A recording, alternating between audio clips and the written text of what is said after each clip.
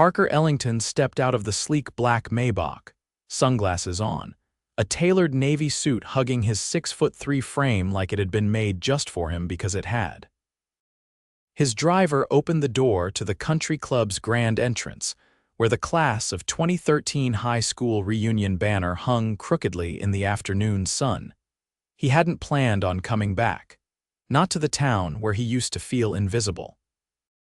Not to the people who never saw past his thrift store clothes and silent lunches alone by the lockers. But the reunion invite had arrived on heavyweight paper, and on a whim, he'd said yes. Maybe to prove something. Maybe to see who he'd become through their eyes. A woman walking past glanced back at him, tripping slightly over her heels. "Is that Parker Ellington?" Someone whispered. He ignored the murmurs and moved through the doors like he owned the place. In a way, he did. His real estate firm had bought and renovated the entire golf course last year. No one knew. Yet, the ballroom buzzed with laughter, clinking glasses, and stories of mediocre jobs and three-bedroom homes.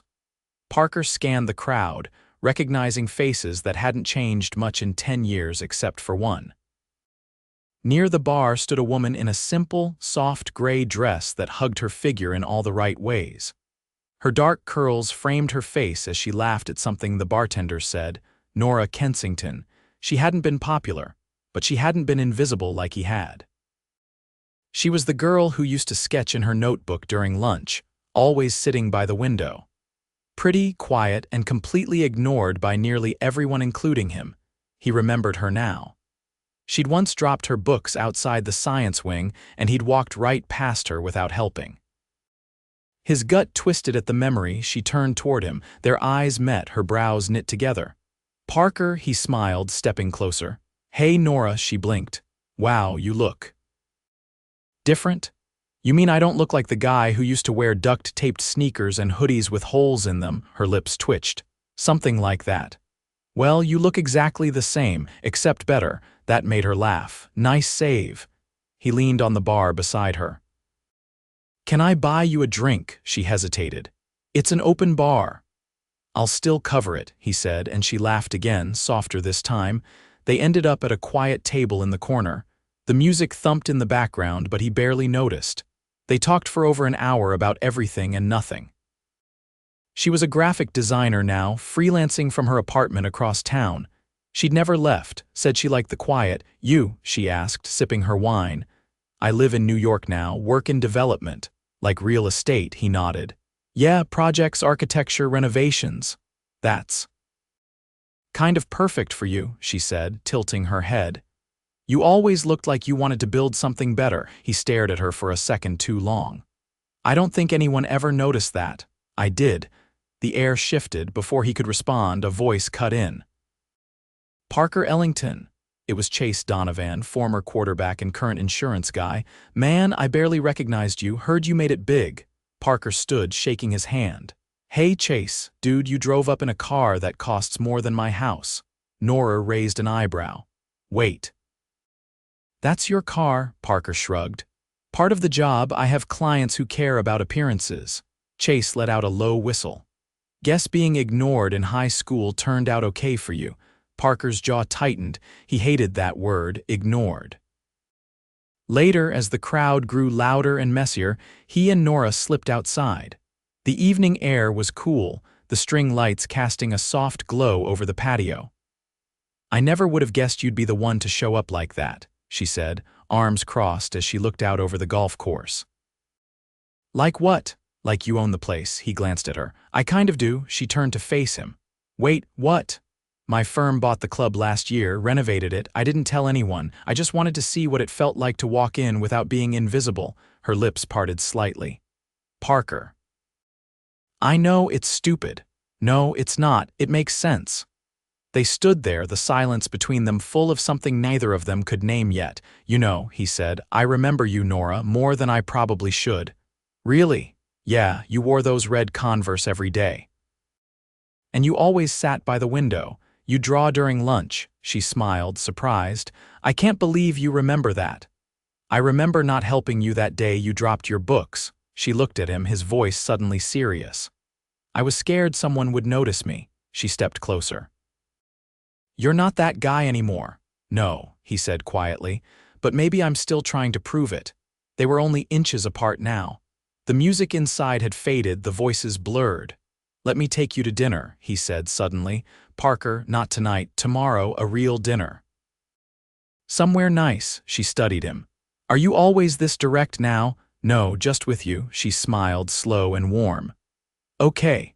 He exhaled like he hadn't realized he'd been holding his breath. As he walked her to her car, she paused at the door.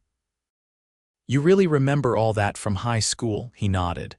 "I remember you because you were the only person who ever looked at me like I mattered." Her eyes softened. "Then maybe we both forgot how much we used to notice each other." He watched her drive away, heart pounding. He'd come here to prove something. He never expected to feel like this. And he definitely never expected to fall for the woman he once ignored. The next evening, Parker waited outside Nora's apartment building in a charcoal Aston Martin that gleamed under the city lights. He didn't tell her which restaurant they'd agreed on a surprise. She stepped outside in a pale blue dress, her hair swept up loosely, a leather sketchbook tucked under one arm like it was part of her. When she saw the car, her eyes widened for a split second before she recovered. "That's not subtle," she said as she slid into the passenger seat. "I wasn't aiming for subtle," he replied, pulling into traffic with practiced ease. The restaurant was perched on a rooftop overlooking the river, barely marked from the street except for a brass plaque and a doorman who greeted Parker by name. Inside, the space stretched out in warm candlelight and glass walls, the skyline glittering beyond them. A private table had been set near the edge, away from the other diners. A single orchid sat in a crystal vase. "You must be a regular," Nora said, taking in the view. "First time here, actually," Parker answered. "I just asked them to make it memorable." She tilted her head. "And they listened?" I asked nicely. A waiter appeared with a chilled bottle already opened. Parker gestured to the label. "I called ahead," he said. "They had it flown in from a vineyard north of Florence." Nora didn't blink. "Is that something you do often?" "Fly in wine. Only when I want to impress someone who remembers my duct-taped shoes." That made her laugh, and this time the sound settled somewhere in his chest. She opened her menu, scanning it slowly. "So, development," she said, eyes still on the page. "You mentioned architecture. Do you design too?" "I started out doing sketches," he said. "Blueprints, elevations, but once the firm grew, I moved into acquisitions. Now I pick the spaces and hire people way better than I ever was." "You miss it," he hesitated. "Sometimes. But building something from the ground up, whether it's a skyscraper or a company, it still feels like creating." She nodded. "I get that. I used to do illustrations for publishing houses. Now I mostly help small businesses with branding. It's not glamorous, but I like giving someone a visual voice." Parker leaned forward slightly. "You always draw with pencil?" "Mostly. Pen stresses me out, too permanent," he smiled. "You were always sketching. I used to wonder what you were drawing." She raised an eyebrow. "You never asked. I didn't think I had the right." Nora looked out at the skyline, her voice quieter. "You know, I always thought you didn't notice anyone. You were like a ghost." "I noticed more than you'd believe," he said. "Especially the girl who never looked away when I walked into a room." The air shifted again, but this time it wasn't heavy. It was charged, expectant. After dinner, he offered her his arm as they descended to the street. The city had cooled, a breeze lifting loose strands of her hair. Instead of taking her home immediately, he drove them to a quiet park overlooking the water. They walked in silence for a few minutes, then sat on a bench facing the stillness. Nora drew her knees up slightly, folding her hands in her lap. "Can I ask you something?" "Of course." "When did everything change for you?" He thought about that. "My second year in New York. I'd been working for this firm that only gave me the worst assignments. I was still wearing suits from discount stores. One night I stayed late to redo a proposal no one asked me to fix. The next day the client picked mine. The partners called me in and offered me a junior partnership on the spot. I said no." Her brows lifted. "You turned down a partnership?"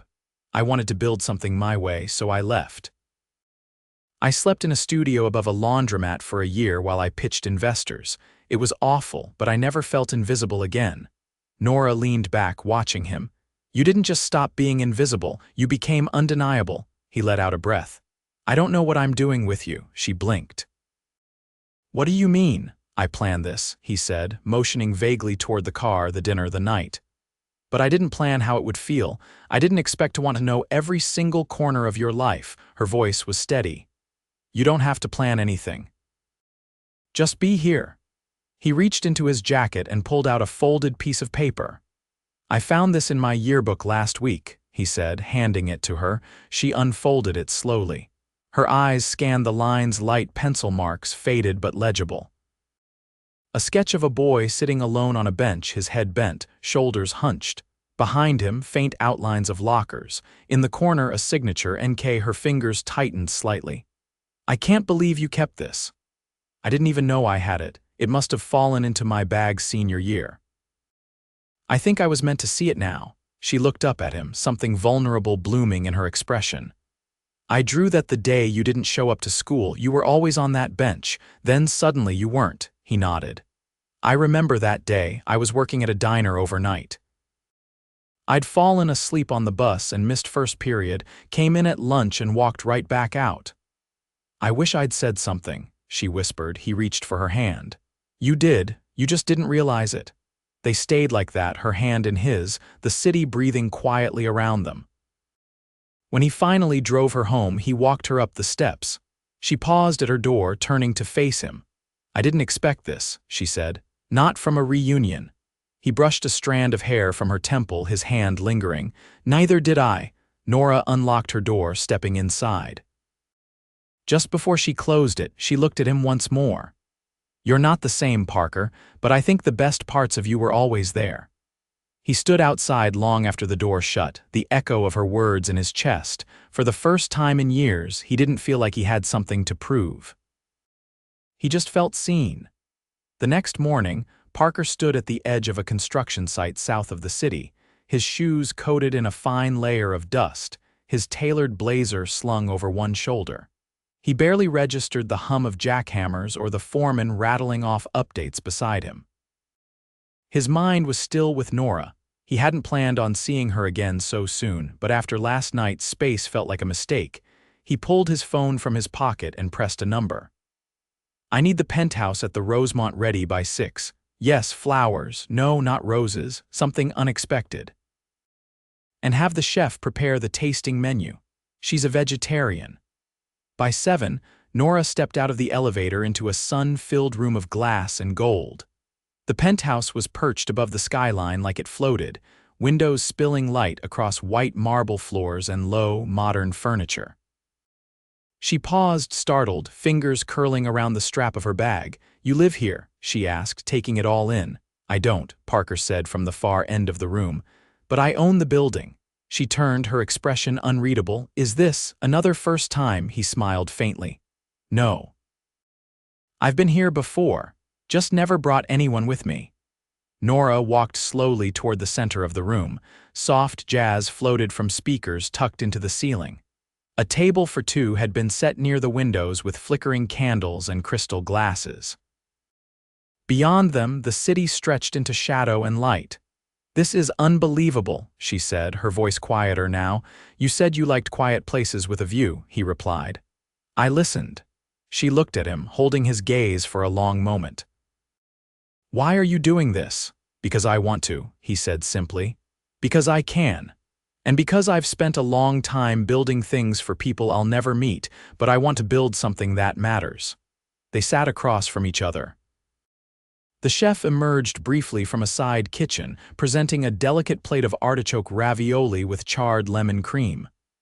Nora took a bite, eyes widening slightly. Okay, she said. That's ridiculous, Parker laughed. I'll take that as a compliment. She glanced down at her plate, then back at him. You ever think about what would have happened if we had talked back then? Every day since last night, he said, not hesitating. I used to imagine it, she admitted, but it never felt real. You were so far away back then, not just physically, you had this wall around you. I built it young, he said. It was easier to disappear than be seen and rejected. Nora set her fork down. You're not hiding now. I'm still scared, he said quietly. Just not of the same things. She leaned forward. Then what scares you now, losing something before I even understand what it is? A silence passed between them, dense with meaning. The lights dimmed slightly as the evening deepened outside, the city glittering like it was listening. After dinner, Parker led her toward a glass door that opened onto the rooftop terrace. The wind had picked up, rustling the linen drapes that framed the sky above them. Strings of small lanterns glowed above a shallow pool, and in the center, a projection screen flickered to life. You made a theater, she asked, crossing her arms against the breeze. I made a memory, he said. You once wrote online about this indie film you loved. I had someone track it down. She turned to stare at him. That was years ago. I know. She sat down slowly on one of the cushioned loungers, pulling the blanket he offered around her shoulders. As the movie began, she glanced at him. You remember things no one else ever did. I had a lot of time to watch from the outside, he said. I noticed the people who didn't pretend. Halfway through the film, she shifted closer. Her head leaned against his shoulder and he didn't move, afraid to break the moment. I don't think I've ever been on a date like this, she murmured. Neither have I, he replied. She tilted her face toward him, eyes soft in the flickering light. You don't have to keep trying to impress me. I'm not, he said. I'm trying to show you who I really am. Her hand found his, fingers threading together like they'd done it before in some other life. They didn't speak again until the credits rolled and the projector clicked off. The city was quiet around them, the air still warm with early summer. Parker walked her to the elevator. Before she stepped inside, she turned. Why me? She asked.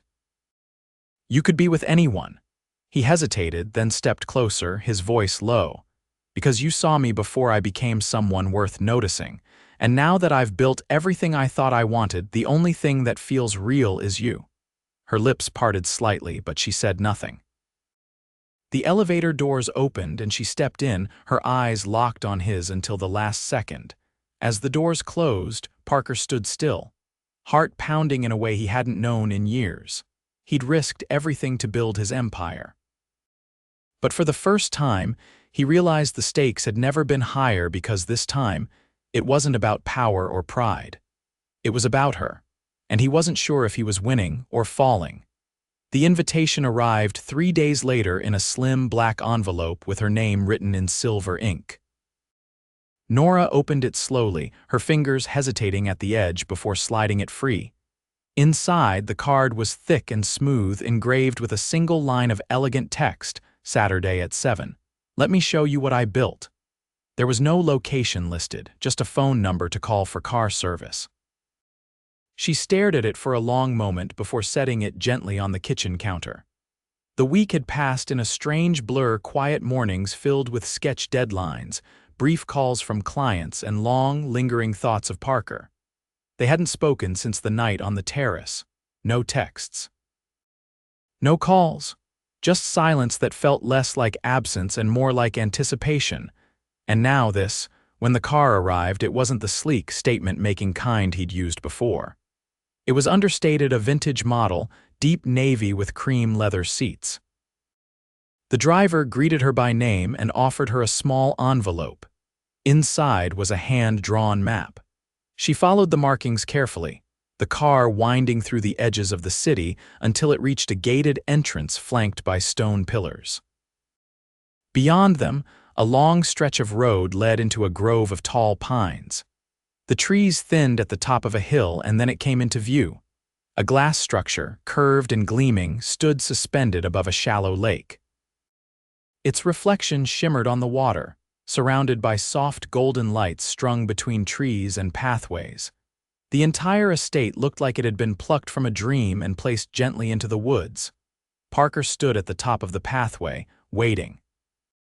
As she stepped out of the car, her heels clicked softly against the stone path. He wore a dark, open-collar shirt and slacks, his sleeves rolled up, hands in his pockets. But it wasn't the clothes that held her, it was the look in his eyes.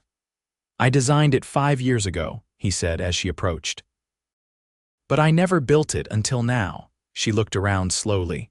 This is yours, he nodded. I bought the land before I ever made my first million, drew the plans when I was still living in a walk-up. I kept telling myself I'd build it when I had someone to share it with. Nora turned to him, her voice softer now. Why now? Because I finally understand what I was really building it for. He led her inside. The space was open and full of light, even at night, floor to ceiling windows, warm wood tones, soft textures layered with intention.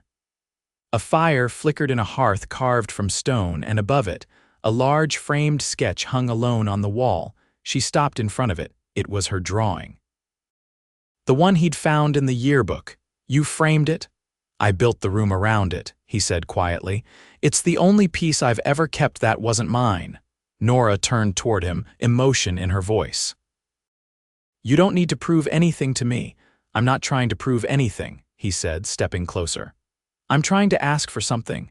She didn't move, but her breath caught slightly. I spent years thinking I had to earn love by being more successful, more polished, more in control.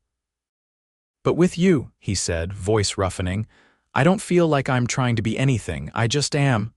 Nora looked up at him, eyes full but steady. You are, she said. You're not who you were in high school, but the part of you that saw people, that's still there. That's what I see. He reached into his pocket and pulled out a small velvet box. No, she said, surprised. Parker, it's not what you think, he said, opening it gently. Inside was a simple silver pendant, etched with a small symbol, an open eye. You drew this in the corner of every page, he said. I always wondered what it meant. She touched it, her fingers brushing his. It meant I was watching, that I saw more than anyone realized. I want you to keep seeing me, he said. The real me, and I want to see you. Not just when we're together, but every day, every moment. Nora closed the box and stepped forward, rising onto her toes. Her hands slid into his hair as she kissed him, slow and certain, like a decision. When they finally pulled apart, her voice was low. I think I started falling for you the second you said you remembered my shoes, he laughed, the sound breaking the tension like sunlight through clouds. Red Converse. Every day. They stayed there, wrapped in each other as the wind stirred through the trees and the house glowed quietly around them. Later that night, they walked down to the edge of the lake, where a wooden dock stretched into the water. A small table had been set with 2 mugs and a lantern between them. The scent of cinnamon and vanilla rose as she lifted the cup to her lips. You made this. I had help, he admitted, but I stirred it. She laughed and leaned her head against his shoulder. So what now? I was thinking, he said, about building something else. Another house, a life, he said. With you, her breath caught, but she didn't speak. Instead, she reached into her bag and pulled out a small, folded piece of paper. It was a sketch, rough and quick, but unmistakable. It was him, standing in front of the glass house, watching the road, waiting. I drew it this morning, she said. I didn't know why, I just knew you'd be there. He took the sketch, holding it like something fragile. I didn't know I could be seen like this, he said. You were always worth seeing, she whispered. And as the lantern flickered beside them and the stars stretched wide overhead, Parker Ellington, millionaire, designer, the man who once walked alone through high school hallways, finally understood the truth. He hadn't just built an empire. He'd built a place for love to find him, and it had, in the most unexpected way. With the woman he once ignored now, the one he could never let go. Rain fell in soft sheets against the wide glass walls of Parker's lake house, blurring the trees and the reflection of the water beyond. The storm had rolled in just after sunrise, drawing a hush over the property as if the world itself had slowed to listen. Nora stood by the window, one hand loosely holding a steaming cup of black tea, the other tucked into the pocket of the oversized cardigan she'd borrowed from Parker's closet. The sleeves were too long, brushing her knuckles, but she hadn't taken it off since she woke up. Behind her, Parker was barefoot, flipping through a thick portfolio spread across the dining table. It was filled with sketches, some hers, some his. The air smelled faintly of cedar wood and bergamot, punctuated by the comforting scent of cinnamon from the bread warming in the oven. "I didn't know you still drew this much," Nora said, glancing over her shoulder. "I stopped showing people," Parker replied without looking up. "But I never stopped doing it." She crossed the room and leaned over his shoulder, her eyes catching on one of the drawings. A building still in concept, with curved lines and organic shapes that mirrored the trees around the lake. "This one," she said. "What's it for?" "A community arts center," he answered. "Downtown. I've been sitting on the design for over a year, couldn't get it to feel right." Her fingers skimmed the edge of the page. "It's beautiful." "I think I needed the right person to look at it," he said. "To remind me why I started designing in the first place." She sat beside him, their knees brushing. "What made you stop showing your work?" He hesitated. "Part of me thought it didn't matter once I became the guy who signed the checks instead of the one holding the pencil." "You were wrong," she said simply. "It matters, you matter. And your work is you it always has been." He turned to her, something unspoken passing through his expression. "I want to feature your designs in the atrium." Nora blinked. "Wait, what? Your sketches? Your branding work, interactive installations, the whole entryway filled with pieces by local artists starting with you." Her throat tightened. "That's not just a feature. That's a spotlight." "Exactly," he said. "You've been designing in the margins for everyone else. It's time people saw what you're capable of." She opened her mouth, then closed it again. "I don't even know what to say. Just say yes." "Yes," she whispered. He reached over and closed the portfolio, setting it aside.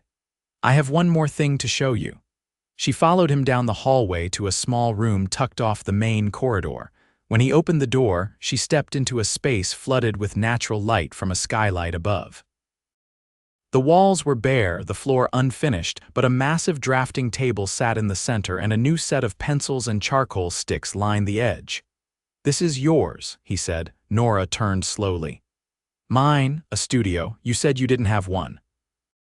You've been working at your kitchen table for years. I want this to be where you create." Her eyes shimmered. "You did this in a week." "I started the day after you left that sketch at the dock," he said. "If we're building something together, it should start here." She walked to the table, trailing her fingers across its surface. "This is the first time I've had a space that's just for me." He stepped behind her, wrapping his arms around her waist, his chin resting lightly on her shoulder. "It's just the beginning," he said. A few weeks later, they stood at the entrance of the Arts Center, now nearing completion. Construction dust still hung in the air, but the bones of the project were in place. Nora's designs already lined the central corridor, her colors, her vision, her name on the wall. "I never imagined this," she said, her voice low. "You imagined more than this," Parker replied. "You just didn't know it could be real." As the workers cleared out for the afternoon, Parker took her hand and led her through the building to the rooftop garden. It had just been landscaped tall grasses, blooming jasmine, and a small platform overlooking the skyline. A violinist stood waiting beside a cluster of string lights. Nora's brows lifted in surprise. "Parker," she whispered. He pulled a small box from his pocket, not velvet this time, but a carved wooden one she'd mentioned in passing once, saying her grandmother used to keep keepsakes in one just like it. Inside was a ring, not massive, not elaborate, but perfect. A delicate platinum band engraved on the inside with a single line, "I see you." He dropped to one knee, the city spread out behind him. "I didn't come back to this town expecting anything," he said. "But I found everything because of you. I don't want a life that looks perfect to everyone else. I want one that feels right with you. Will you marry me, Nora Kensington?" She didn't hesitate. "Yes," she breathed. "Yes, yes, 1,000 times yes." He stood, sliding the ring onto her finger, then kissed her as the lights above them glowed softly and the violinist began to play. The city moved below. The world kept spinning, but for them, time paused in that moment. They married 6 months later in the glass house by the lake, surrounded by the people who once overlooked them, now standing in awe. Nora walked down the aisle in a gown she designed herself, her art lining the path like a gallery of memories. Parker stood at the altar, not as a man who needed to prove himself, but as the man who had finally become whole. His vows weren't long. He simply said, "You saw me before I ever saw myself, and I'll spend the rest of my life seeing you." They danced under the stars, laughter echoing across the water. Later, in the quiet of their shared studio, Nora hung a new sketch on the wall. It was of the two of them, back to back, holding hands. A caption at the bottom read, "Built from the ruins, made to last." And it did. Their life became a series of shared mornings, creative chaos, spontaneous weekend getaways, and slow evenings filled with stories and sketches. They launched a foundation to fund young artists, opened a gallery in the same town that once ignored them, and never stopped building new spaces, new dreams, and most importantly, a love that grew louder every day, not because it was perfect, but because it was real and earned. And theirs. Forever.